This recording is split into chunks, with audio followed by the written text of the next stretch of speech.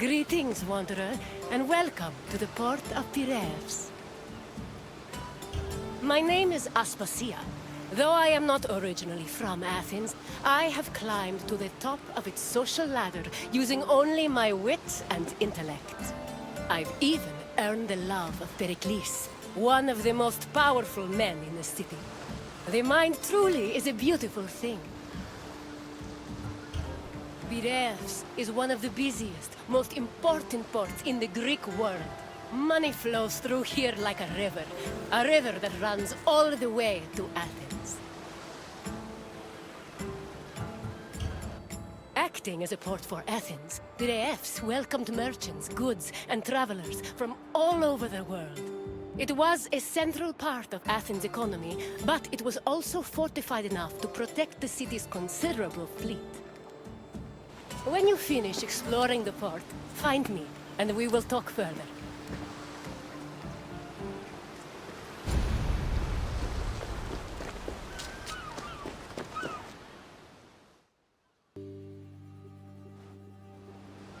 Piraeus, a peninsula southwest of Athens, became the city's main port after the politician Themistocles encouraged the development of its natural harbors. These developments led to the gradual abandonment of the older harbor of Phaleron. Piraeus's fortifications were further developed by Cimon and Pericles, along with the long walls, which ensured goods could still be moved during sieges. Piraeus was divided into three main sectors: the military port, the Emporion, and the residential area. By the 5th century BCE, it had become not only Athens' naval headquarters, but also the mercantile center of the Mediterranean.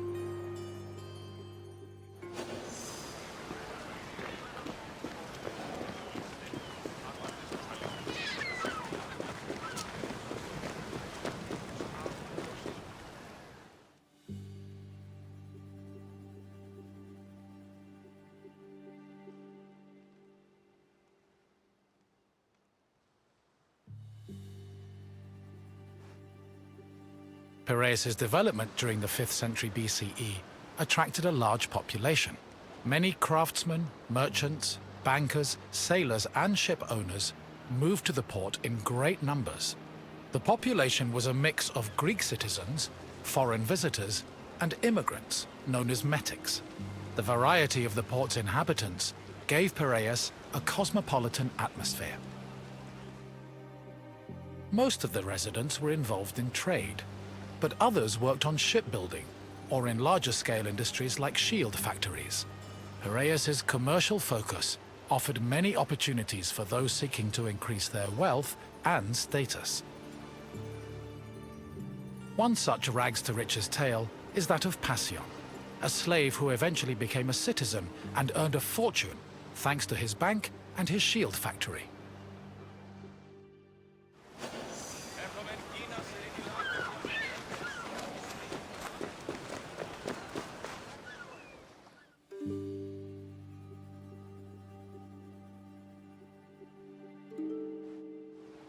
Piraeus was a demi, or district, of Attica.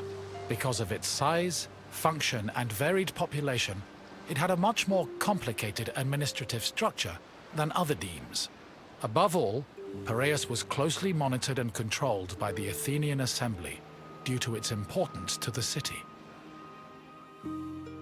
Within the port, there were two separate categories of trade: international trade, which took place in the Emporion, and retail trade, which was managed by Kapoloi in Piraeus's agora.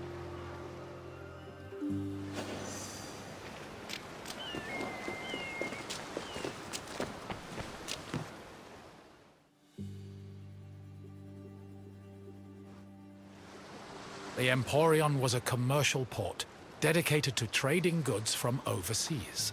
All international transactions were required to be made within its limits and needed to be exclusively wholesale.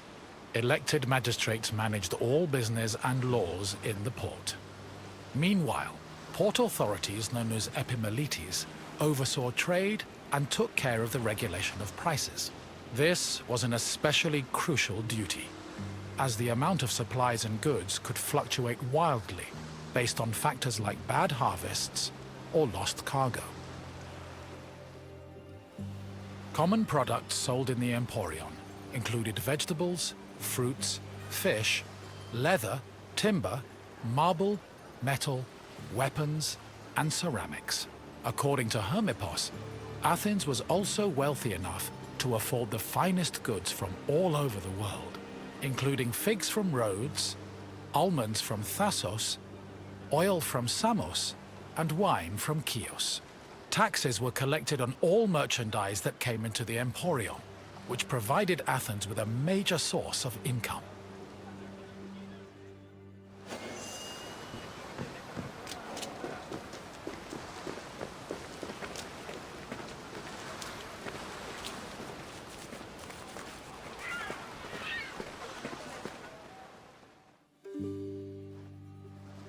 After arriving in the Emporion, merchants set up samples of their goods in a display area called the Daegma. This was where citizens and foreigners gathered to officially make their deals, and almost all merchandise that came into the Emporion was traded within the area. The Daegma was under constant supervision by magistrates, who negotiated price control with the importers. They would occasionally give special privileges to those who agreed to sell at lower prices.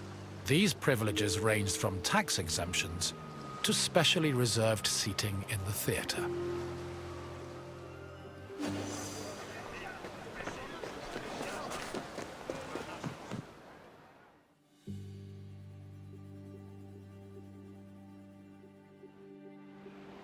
Piraeus was a deme, and as such was supervised by a magistrate called the Demarchos. While most demarchoi were chosen locally within their deme, Piraeus was appointed directly by Athens, so the city could better monitor its commercial interests. In fact, matters regarding the Emporion, the military harbor, and the grain trade were regularly debated and decided by the Athenian assembly. Transactions within the Piraeus were supervised by metronomoi. These were magistrates responsible for keeping track of weights and measures. They made sure merchants' measurements were always accurate to prevent bad deals and scams. Even though Piraeus would eventually develop into a city in its own right, it always remained under the control of Athens.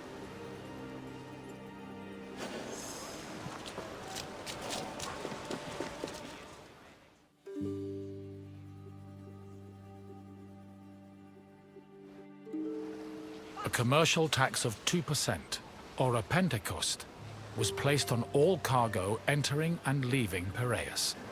The tax was collected by a group of 5 people called pentekostologoi.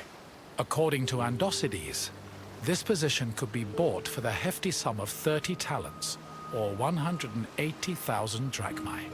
However, most of these officials made a profit of up to 6 talents, making the job very lucrative.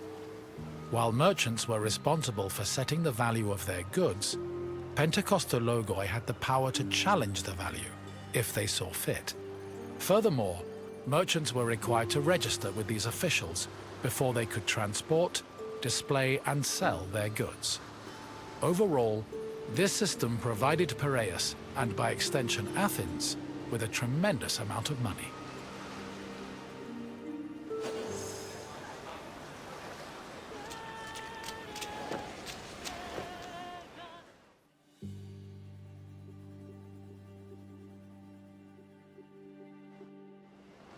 The sale of grain was overseen by special magistrates called sitophilakes.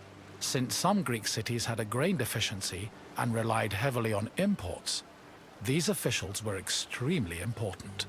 Their duties encompassed all aspects of grain commerce, including price control and profit margins, to ensure Athens remained well-fed. This is no surprise. Grain was so important to Athens that 2/3 of all stocks were required to be transported and sold at the city's agora by law.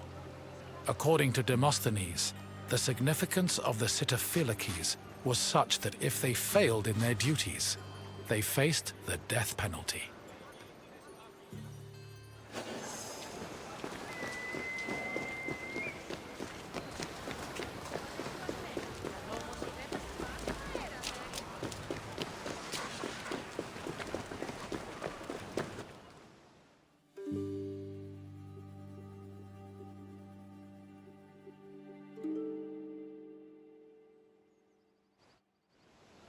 The Emporion operated on a foundation of credit and loans.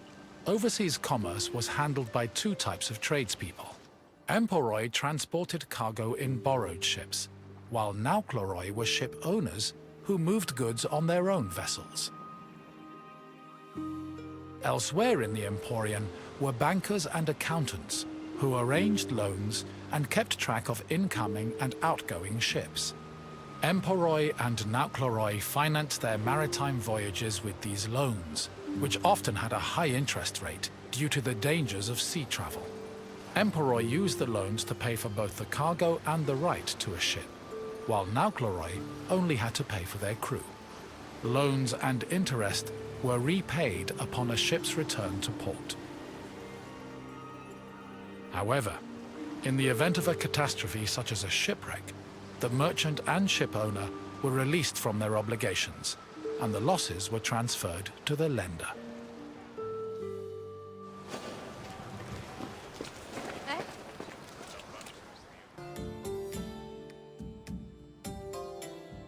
You've returned. I hope you enjoyed your stroll through the port. Piraeus was important to Athens' commercial interests, but it eventually came into its own as a vibrant and bustling port. If you have any questions, don't hesitate to ask. If you say so, let us see what you've learned, Wanderer. First, a simple question. Which Athenian politician originally encouraged the development of Piraeus' natural harbors?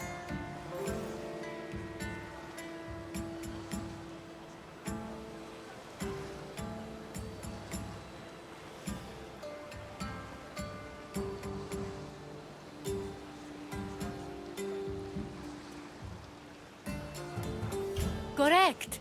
Themistocles saw Piraeus' potential as a port and encouraged its development. On to the next question.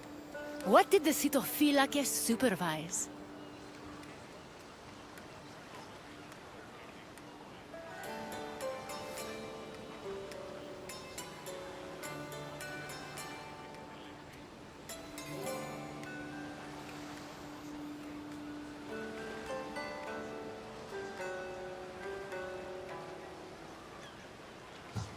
Yes, Sitophilakes had the extremely important responsibility of handling all matters related to grain commerce. Only one question left. What was the name of the slave who took advantage of Piraeus' opportunities to earn themselves citizenship?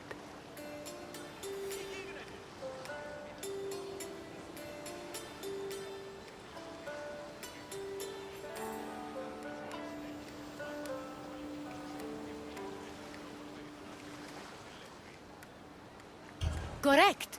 Passion managed to earn a fortune and achieve citizenship thanks to both his bank and a successful shield business. Your knowledge of Piraeus is impressive. Well done, Wanderer.